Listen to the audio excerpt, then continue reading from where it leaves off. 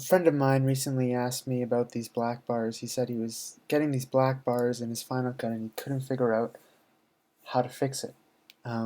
So this is what his issue was, and maybe you have the same one. So first thing you want to do is go to your clip, and you want to click the little eye up here, the info, and just look at the dimensions.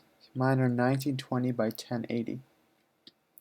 So next what you do is you go into your project that you're in, and you pretty much do the same thing.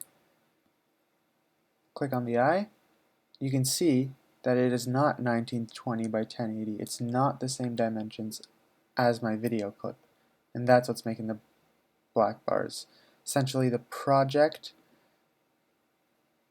is bigger than the footage, and what some people will suggest, because they don't know what's going on here, is just to scale up your footage, but then you'll start losing quality.